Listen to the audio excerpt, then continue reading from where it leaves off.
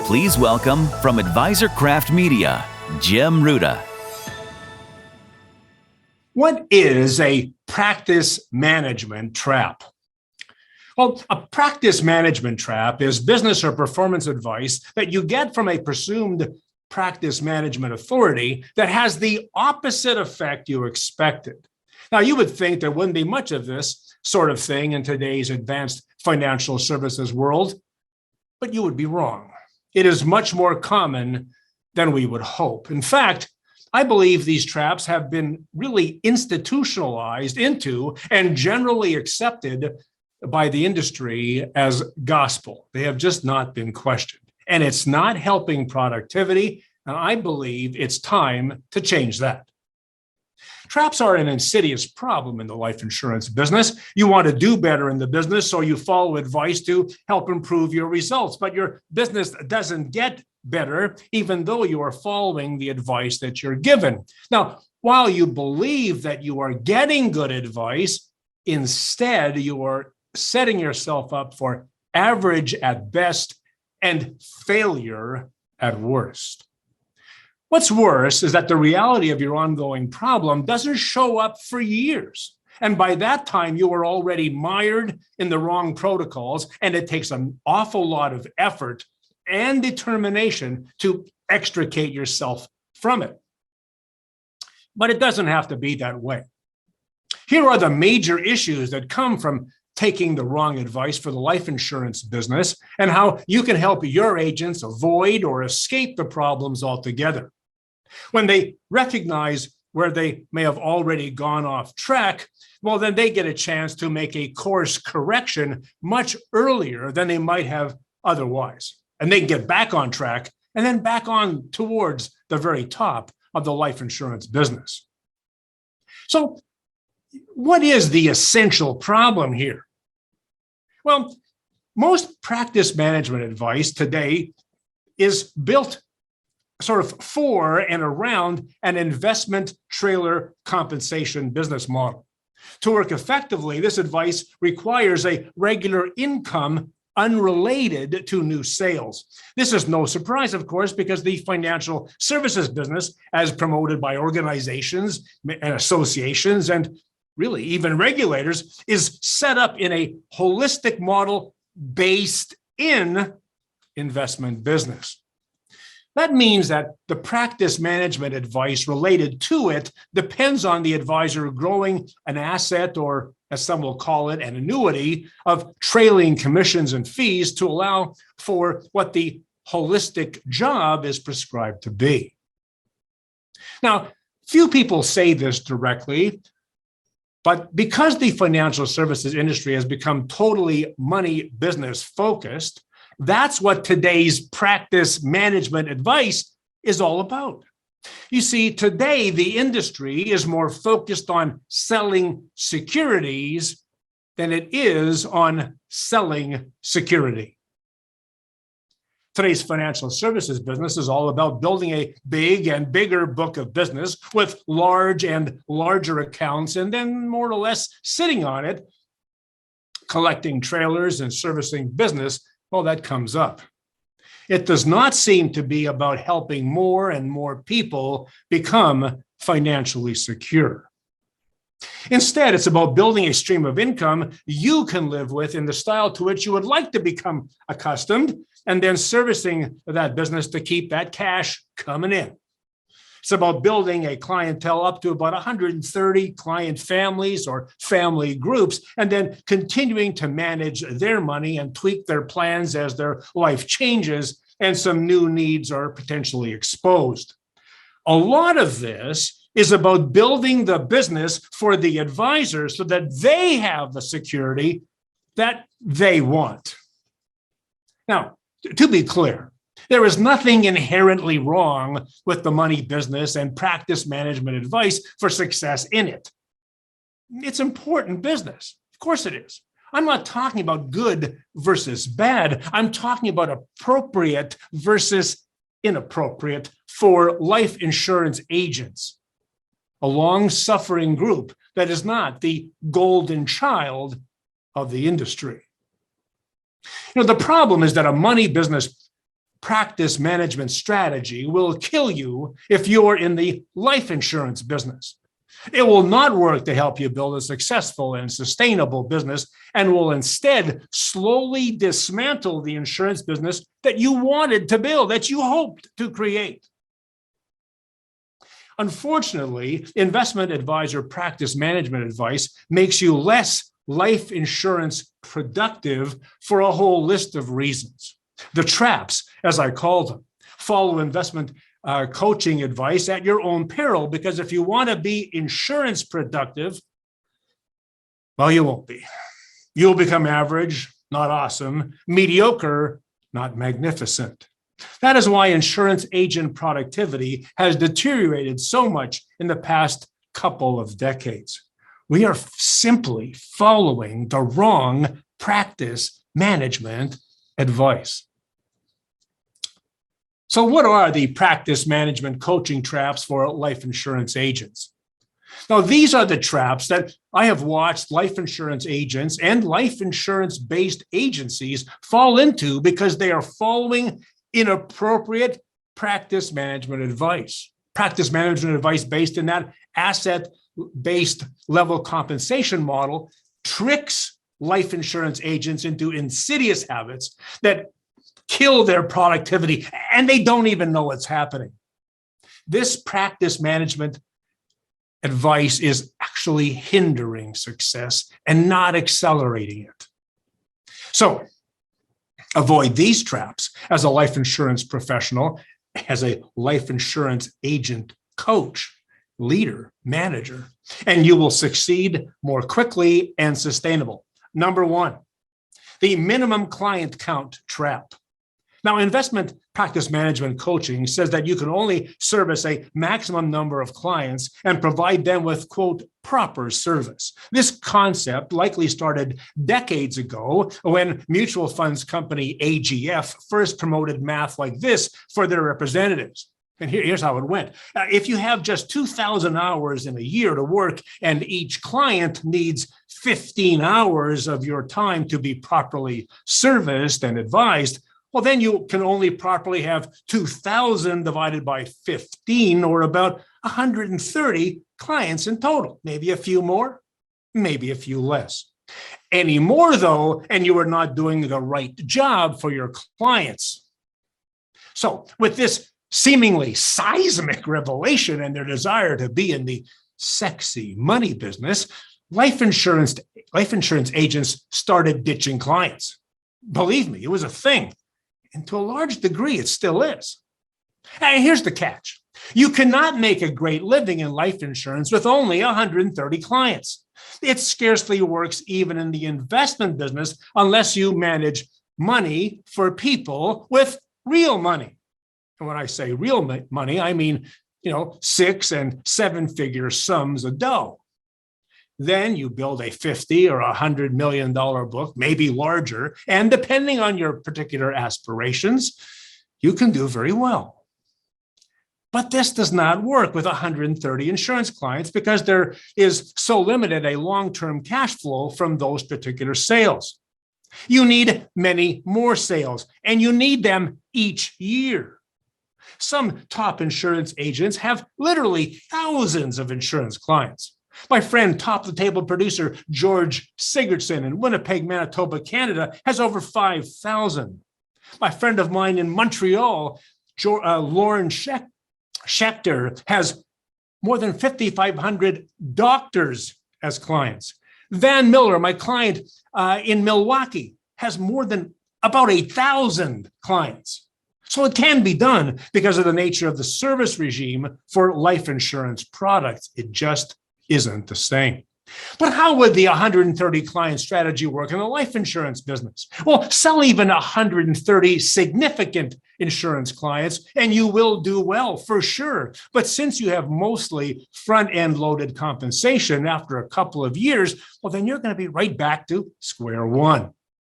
Sure, there are additional sales and conversions to be made with an existing clientele, but no one can predict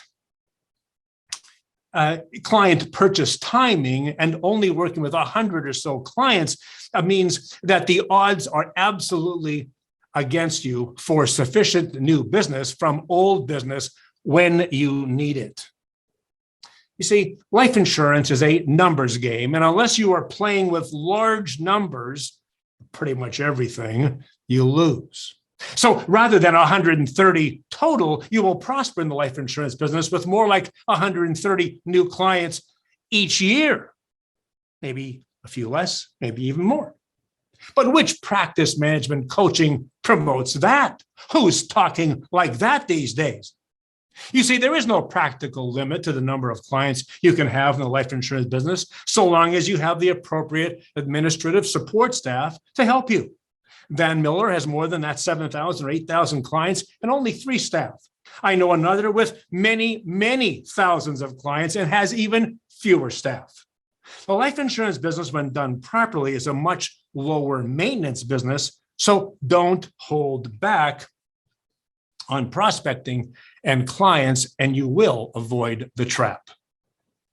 Number 2, the service time overcommitment trap, kind of related to the first one. And going back to that AGF study, life insurance agents do not routinely need 15 hours of contact per year from their advisor. Life insurance clients don't, for example. If you take on that time obligation with your insurance clients, that's why you don't have time to prospect and will sell much less new business than you want, and you will just earn a fraction of what is possible. And that's an excuse that some agents use. I know you've heard it. I surely do in my coaching business. So if you are an investment advisor and clients have million-dollar accounts with you, well, they can always be checking with you, and of course, you with them. In the last little while, the markets are going every which way, and I'm sure they're busy. But even if a client owns a $1 million life insurance premium policy, mostly you don't have to commit that sort of time. The actual requirements is more like 1/10 of what is often prescribed on the other side. And you think about that. People call up, how's my $1 million policy doing? Still good. Same as it was yesterday, only growing in value, just getting better. It's a great story. The point here is that life insurance, especially a cash value life insurance policy, should be the largest unmanaged asset that anyone will ever own. It does not need daily and weekly tending to do its job, so you have a lot more time to prospect and work with new people, and that means that you can make more sales and earn an even larger income. The investment business is a high client maintenance business that also has significantly greater compliance responsibilities. Now, this is not because investment advisors are inherently more careful, but because there are many more moving parts and more opportunities for errors with investments, and clearly. It's why the life insurance business can be so much more productive for you and your community. Avoid this trap by releasing yourself from overcommitting time to your insurance clients and releasing yourself to do more. Number 3, the replacement client prospecting trap. How do you grow your business if you're an investment advisor according to their practice management advice? Well, it's quite simple. You replace the bottom clients, those with the least money under management, with better clients with larger accounts. You replace little, low compensation clients with bigger, higher compensation clients. There's no other way. If you're limited to 130, that's the way it works. But life insurance prospecting is not about finding 10 new clients per year to replace your current bottom 10. It's about working a list of something more like, say, 200 or more good prospects and finding 10 new clients each month. Now, that's a thing on the insurance side. But in the investment business, doing it in their prescribed way, if you only need a handful of new clients to do what they are doing, you only look for a few new people. That's all you have to do. In the life insurance business, you have more time to prospect, you can make more sales, and consequently, you'll earn more income than if you fell into that particular practice management trap. Number 4, the advise, don't sell trap. Sales is such a dirty word in much practice management coaching. It's an investment business in an investment business built around planning, it's supposed that you only present options from which prospects choose their favorites. No selling necessary. But money is a greed sale. Money products are greed sales. People have favorites and choose them. People aren't picking life insurance favorites, though. Life insurance is still sold. Considering the client's best interests first requires professional sales skills. Not selling in the life insurance business is a deadly trap that you really must avoid. If you are in a greed purchase business, there is not the same urgency to teach advisors how to sell their ideas and support the prospect to decide in their own favor. This basic strategy seems to be that all you need to do is present a holistic plan of some sort, and then let the facts speak for themselves, and they'll buy. It's all done. Now, while this may be true for investments, and I'm not certain that it is, but let's say it is certainly not true for life insurance. Life insurance continues to be a product that is sold and not bought. Not selling in life insurance means you get extremely low life insurance sale case rates and productivity, just like we're getting. Agents lose interest eventually too, and nothing much at all is sold or purchased, however you want to look at it. Professional selling is an important part of the life insurance agent business. Avoid the trap. Number 5, the plan first trap. Now, the money business routinely leads you to do a cash flow planning and management to create the capital necessary for investments. So the comprehensive financial plan is a real natural in that business. Of course it is. The plan positions the financial extras appropriately in the budget so people can take advantage of them. Financial planning like that is good, no problem there. But insinuating it into the beginning of the life insurance sales process means you will often work for nothing. The process takes time and people get lost. They get tired. They go away. It also means that your prospects and clients will take a lot of time to plan while exposed to insurable threats that could explode their entire plan even before it's placed. You know that can happen. But life insurance is an essential financial security product. Essential financial security product, not a financial extra. It appropriately and predictably comes before a plan so that a client can plan while protected. Plan the whole plan how much premium, who should own it, who the benefit, do all that planning while protected, not plan while exposed to insurable threats to their peace of mind. We cannot lose this urgency. We cannot. And remember that peace of mind equals quality of life. In the life insurance business, you do not have to give advice or plan first to get business. You can be paid to plan, in essence, by dealing with essential financial security matters first. Help clients with their insurance security, and then advise on how best to integrate it into their plan. And you don't even have to be a planner in the insurance business. You can hire one and be that much more productive. So, sell the security first, the essential financial security first, then consider the securities, and you'll avoid this trap. Well, there's another one. It's the big case trap, number 6. So if you were only working with 130 clients and you want to drive your income higher, and who doesn't, well, you'll be looking for the big case to make that happen. Investment practice management coaching like this just naturally leads to that sort of mentality. But planning for a few big cases a year is really planning to be unhappy and underpaid, well, most of the time. Life insurance is a volume business.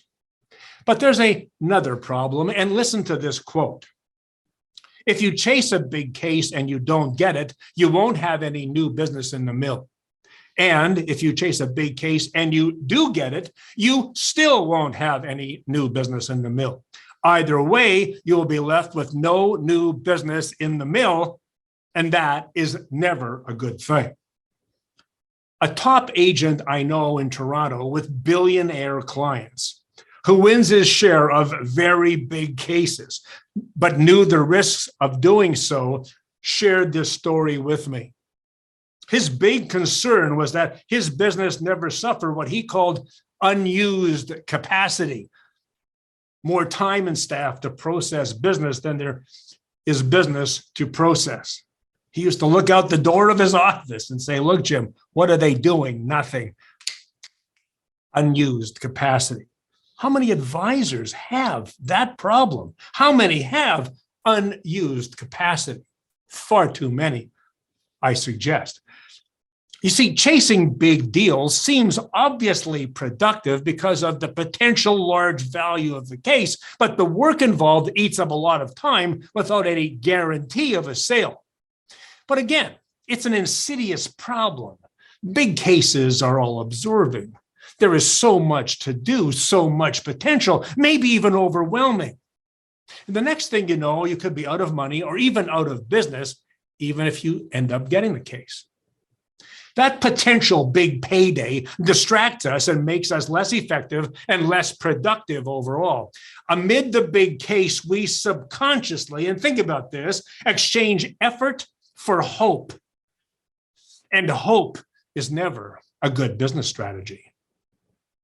Inoculate yourself and your clients from big case-itis by encouraging agents to work a variety of new business case sizes, regardless of the market they're in. There's all sizes are relative in the market. So big ones in a big market or little ones in a big market could be a huge one in a small market. You get the drift. Pursuing more available regular size business opens a door to those rare cases of big business too. You'll find yourself making regular progress and not being dependent on the big deal to settle quickly so you can just survive. And I see it with multi-million-dollar advisors in this business too. Your extra activity makes chance and the law of big numbers work in your favor. The harder you work, the luckier you get. Ironically, you'll end up with more cases and more big cases too when you don't target big cases. It's just a fact of life. Number 7, the jack of all trades trap. A comprehensive financial practice defies the capacity of most advisors to produce comprehensive financial excellence. Honest, complete, comprehensive, and detailed financial planning across all disciplines is a big job and requires a lot of expertise to do very well. And if you aren't doing it very well, what's the point? Excellence is the essence of financial planning. As I was told many years ago by a friend of mine who is in his late 80s today, but I can still hear him saying it, and I still believe it to be true. Here's what he said. To be a good financial planner, you need to be a good banker, a good trust officer, a good tax accountant, a good estate and tax lawyer, a good estate planner, a good investment advisor, a good property and casualty insurance agent, and a good life insurance agent, he said. I just don't know many people who are smart enough to do all that well. Well, Mac was right. You see, pretending you can do it all leads to the poser or pretender or the imposter syndrome, where your performance backs off because you have subconscious doubts about your ability to deliver as you promise. I believe it holds a lot of advisors back from achieving all they could to this very day. There is a lot more of this out there than you really might think, but a bravado would cover up a lot of it. Those agents or advisors who make the decision to focus and not be all things to all people are usually the most intelligent and the wisest of the bunch. They know they can't excel at it all, so they pick their lane and they own it. So instead of focusing on life insurance, even one type of insurance, doing that makes you better at one thing and a better provider of the results that you promise, you deliver as you promise. Isn't that what we're here about? That avoids the trap and makes you more confident and more successful at the same time. I know of an advisor, part of our Solus program, who, challenged the CLU in one day and qualified, is extraordinarily well-educated and doesn't feel he's smart enough to do the money business too. So he focuses on insurance and does extraordinarily well. Number 8, the two hats trap. The two hats trap. Sometimes we're told in the financial services business that we must wear, two hats, an insurance hat and an investment hat. Now, while this seems convincing enough to the uninitiated, it just doesn't work out in practice. I've been at this going on 45 years. If it's out there, I haven't seen it, and I've been around the world in this business. Maybe I missed something, but I don't think so. It turns out that neither business is just a hat or a simple change of topic, a lane change. It's much more substantial than that. It's like a whole different head, a different mindset, a philosophy, a skill set, talent, strategy, tactics, all those things. And they can be so different, in fact, that they are contradictory at times. And doesn't that happen? That's why it is next to impossible to do both professionally well. Therefore, it is not about having an insurance hat and an investment hat, as we often hear. It's much bigger and more important than that. It requires two heads, not two hats, two people, not two just changes of topic. And you don't have to be an investment manager in this business as an insurance agent. You can hire one and do more for your clients in the process. Avoid the trap. There's another one, number 9. It's the risk management trap. We just sort of came across this recently, but it's very interesting. When you are building an investment-based business, then it makes sense, I think, to talk about life insurance and its related products as they say, risk management. In that model, the growth you want for your clients' estate and for their assets is focused on the investment accumulation side of the business. However, reducing the life insurance business just to risk management means you miss out on the amazing tax-sheltered growth possible with many life insurance products and the many potential advantages available to consumers and clients, your prospects, people in your community.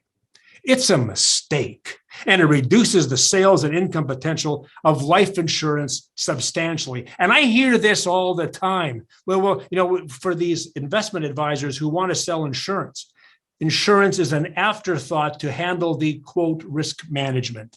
That's all they consider. It's not really holistically integrated into the process. It's on the outside looking in, that, the non-golden child of the business. So you can avoid the trap by also considering life insurance as what I call lifestyle income creation, risk management, lifestyle income creation, and keying on its ability to build non-correlated fixed income assets that only grow in value, can never decrease in value, can be accessed tax-free, and is ultimately paid out tax-free. As they say, there ain't nothing like it. It's in a category of its own. It's absolutely a valuable asset that people need. And you want to avoid that risk management trap. So the supplemental income power of cash value insurance need not be missed if you're doing this job right. Number 10. And I think this could be even more controversial in some cases. Given the investment basis of today's common practice management advice, it's understandable, I guess, that clientele segmentation has become very common. It's a thing. If you only have so much time and resources to give, you want to dole it out proportionately to your return per case. That seems the way that works. Lesser paying paying clients get lesser service. Larger paying clients get larger service. So it sounds fine, I guess. So if you can only serve so many people, it makes sense to dole out your service proportionate to your compensation. And therefore, we have A, B, and C clients. I first wrote an article about this in the March 2010 Round the Table magazine for MDRT. Got a huge response from around the world. But here's the point. Nobody wants to be your C client or horrors your D client. And think about this, if 20% are your A clients, then 80% just get B and C service. Not really the best you can do, not your 5-star service, but just your average service, maybe worse. That waters down your brand and your community, and you will reduce the recommendations and the business you get. And there's the trap. Instead, because insurance requires less service, you can offer all of your clients 5-star service, or at least give them the service that they want, and all you have to do is ask.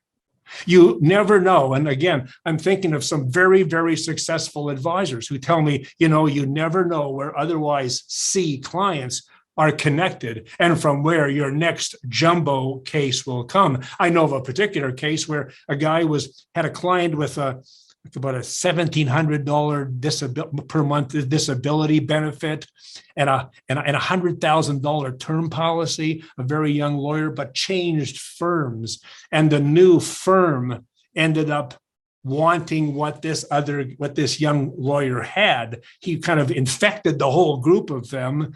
And there was thousands of cases written in that huge international legal firm. Number 11. It's the firing clients trap, the firing clients trap. Now, firing clients, I think, is a natural, but it's unnecessary for life insurance agents' extension for a client segmentation. I mean, it seems to make sense, but it's just not necessary in the life insurance business. However, I guess if you run out of levels of service to describe a client's value, well, the next step, the next level is to discard or fire them and let someone else deal with them. And we hear a lot about this in this business. Now, I appreciate that there are some clients where personality fit is such an issue that they and the agent are better off elsewhere. But this is not about that fit. Fit, I understand. This is about a lack of fit to an evolving ideal client model that has left the people who helped you, who helped you get started or got you moving behind.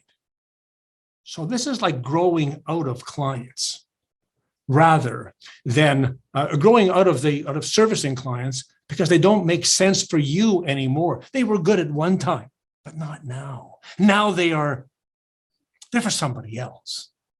And you only know how that feels. You can only imagine. It's kind of like getting dumped the night of the prom.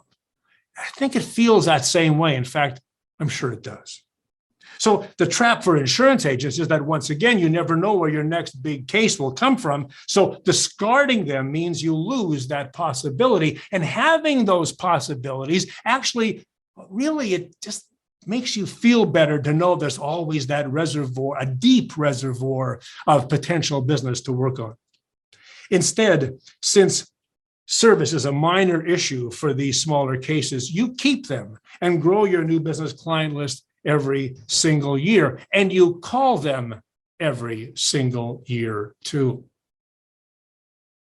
Number 12, what I call the dabbling income stream trap. And boy, we seem to hear an awful lot about this. Managing multiple business streams might work if you are prepared to dabble in each of them and are backed up by a substantial trailer wallet. But if you want to provide quality advice and quality products, you will stick to your focus. And I think a lot of advisors are watching online and they're talking to people like Grant Cardone or listening to people of that ilk and these multiple income streams.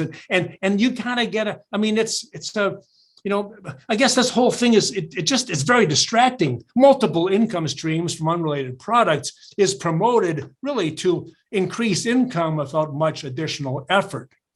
But this idea discounts the distraction factor of these BSOs. BSOs, bright, shiny objects, like my friend Wayne Cotton calls them. And those of you know Wayne Cotton at Cotton Systems, extraordinary producer and gentleman to this very day. So let's be honest. If there is money at stake in any side hustle, words I just love, but that's what they call it, a side hustle these days, you'll have your eye on it. It's a side hustle. Well, I got my eye going there. And you can't spare that extra eye. You only got two. You need both on your work.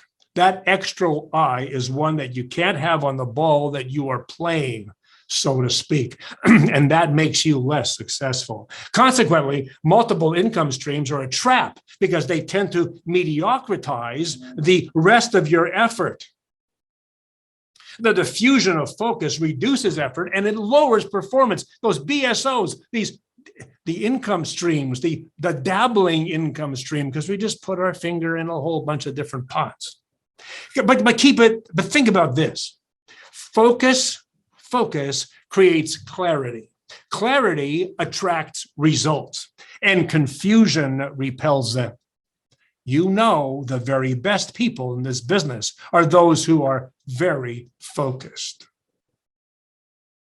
And finally, number 13, what I call the caretaking trap. Some advisors don't like me saying this, but a whole industry has grown up in the last 25 years or so around the idea of buying someone else's income and clientele to make it easier for an agent to start in the business. Well, Jim, how else could you possibly do it? You really, let's be honest. You can't get a hold, you can't prospect. I've heard people recently argue with me at length. There is no other way. Now, this idea of buying a book of business and servicing it is a dangerous strategy if you want to control the type of business you have and the quality of business in it.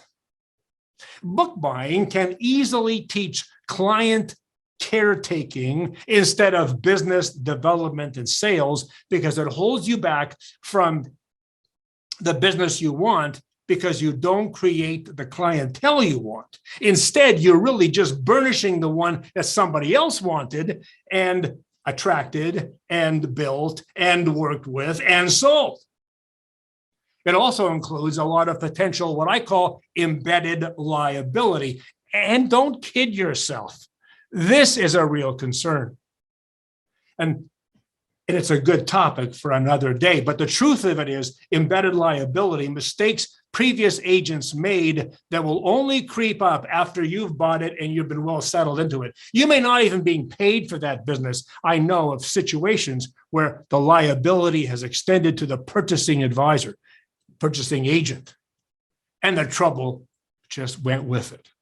And legal trouble like that, liability, professional liability problems, you don't want. Nobody wants.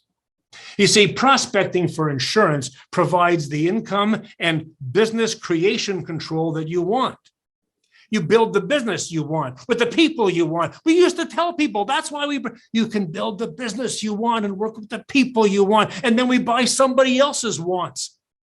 Gosh, what a trap. Now, is it easy to prospect for that business? Of course not.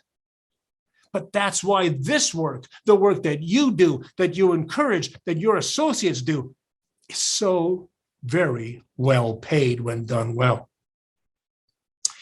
Inconveniently, prospecting is the job in this industry. And when you are an all-star in it, you'll be an icon in the industry. That's one of my lines, icon. Icons. Who are icons, by the way? Icons are people recognized as representative symbols of what it means to be the best in the business, an icon. It's also an acronym, I like to say, for what it takes to be one.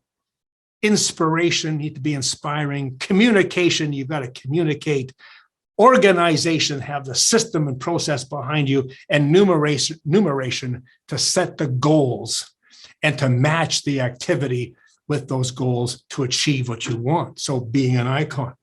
But that's how you do it. And prospecting develops your income, your reputation, and your prestige in the community. So, can you do this right? Well, of course you can. Prospecting and teaching people how to prospect is the way to do this. Prospecting a new business rather than buying an old one means that you can work in the niche you want and develop the specialty that appeals to you most. You don't have to adapt to someone else's business. You get the one that matters most to you. Now, do most advisors do this? No, they don't. They never learn proper business building techniques and they flounder. They have fallen into this coaching trap. They are taking the wrong practice management advice, and you control their access to it. You can make it different. Well, my coaching client and good friend, Van Miller in Milwaukee, told me something the other day that really startled me. Maybe it'll startle you. I never considered these facts as he stated them, but it's completely sensible. I just never put it together like this, like he did. And he got me. He said that in a business where approximately only 1 in 5 agents survive and just 1 in 20 survivors ever earn what he calls a living wage in this business, as demonstrated by those qualifying for the $1 Million Roundtable. Clearly, we are doing something wrong in this business as we guide agents, as we help them with their practice management, their business development. I believe we are inadvertently misdirecting them and making their job much harder, not easier at all. It may sound easier. It may feel easier at the beginning. It may sound like ridiculously easier at the beginning, but we're not helping. This is a long-term game. It's a marathon. It's not a sprint. So we need better practice management coaching and advice, and you are responsible for that. We are responsible for that. Specifically, we need to avoid these 13 practice management coaching traps and help our associates release their true potential into a focused business with clarity and heat that helps more people more effectively and pays better too. So please be sure that you deliver the right kind of practice management coaching advice for the agent businesses that you want to build, for the agency that you want to build. See, that's how the people that you work with and how you yourself can be an icon. And you can go from average to awesome. And of course, as they go, your advisors go, so will you. It's been a great joy and pleasure to speak to people who have dedicated their lives to the life insurance advisor business, financial services, as I have. I mentioned earlier on, been 45 years at this, going on to 45 years. Been a very long time. I have been blessed by it every single day. I wish you all God's choicest blessings, and I encourage you to go be amazing.